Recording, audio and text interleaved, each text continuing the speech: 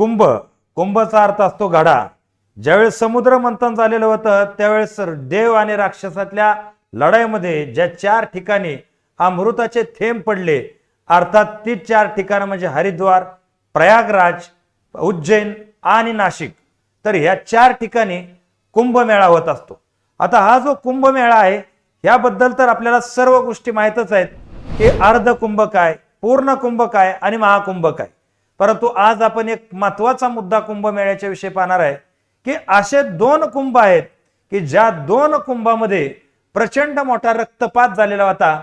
त्यातला एक कुंभ असा आहे की त्यात साधूंनी साधूची कत्तल केलेली होती आणि एक कुंभ आहे की ज्यामध्ये तैमूरच्या या ठिकाणी सैन्याला नागा साधूंनी जो हिसका दाखवलेला होता. त्या 2 गोष्टीवरती आपण बोलणार आहोत. त्यामध्ये पहिला मुद्दा सुरू होतो की 1032 पासून कुंभमेळ्याची जी चर्चा आहे ही चर्चा म्हणजे जनसामान्यापर्यंत पोहोचायला लागली.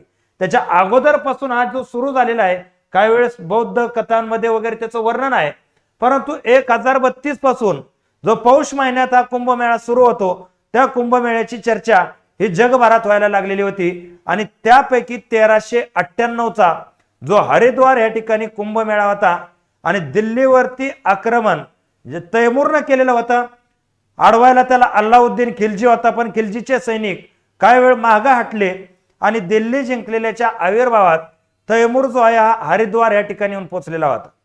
हरिद्वार या ठिकाणी पोहोचल्यानंतर त्यानं सरसकट साधूंची कत्तल करायला सुरुवात केलेली होती त्याच्या स्वभावानुसार. परंतु जे आगोरी आहेत आणि जे नागा साधू आहेत यांना ही गोष्ट धर्माविषयी अडथळा वाटली आणि यांनी पलटवार केला.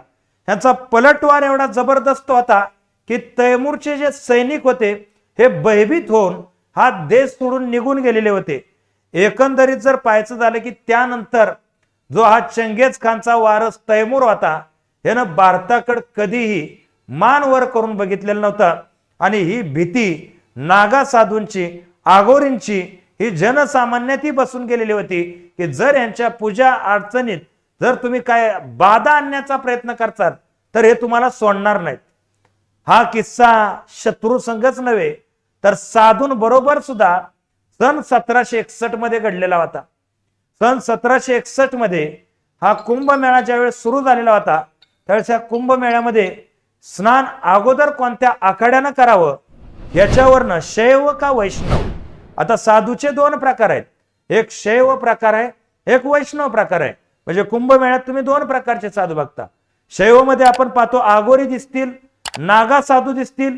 तसे जेही साधू जो भस्म आडवा लावतात ते सरसकट साधू शैव म्हणजे शिवपूजक आहेत.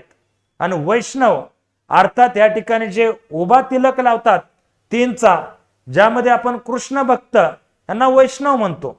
आता दोन्हीची तपश्चर्या खडतर आहे. तर स्नान जे बघा पौष महिन्यात मकर संक्रांतीनंतर जी पहिली अमावस्या येते त्याचं स्नान सगळ्यात पवित्र मानलं जातं. का तर एक्झॅक्ट थेंब सांडण्याचा दिवस तो आता. आणि म्हणून तिथं स्नान केल्यानंतर अमरत्व प्राप्त होतं. आणि हा मान कुणाचा ह्यावरनं अगोदर थोडी दुसपूस होती. ही दुसपूस इथं वाढली, ती इथपर्यंत वाढली की साधूंनी एकमेकावर हल्ले केले. यामध्ये साधूंच्या संख्येमध्ये 22,000च्या वर साधू मारले गेले आणि इतर स्थानिक लोकांमध्ये सुद्धा 20,000च्या वर आकडा पोहोचलेला होता. काही ठिकाणी 64,000 आकडा जातो तर काही ठिकाणी फक्त 1800 आकडा सांगितलेला आहे. परंतु हा सहार ज्यावेळेस नानासाहेब पेशवे यांनी ऐकलेला होता त्यानंतर तिथून पुढे जो नाशिकला कुंभमेळा झाला त्यावेळेस शैव आणि वैष्णव यांनी प्रत्येक कुंभमेळ्यात कधी कुठं स्नान करावं हे लोकेशन त्यानंतर फिक्स झालेली होती. हे माहिती तुम्हाला नक्की आवडली असेल तर नक्की आपल्या मित्रांपर्यंत शेअर करा. या ठिकाणी मी थांबतो. जय हिंद, जय महाराष्ट्र.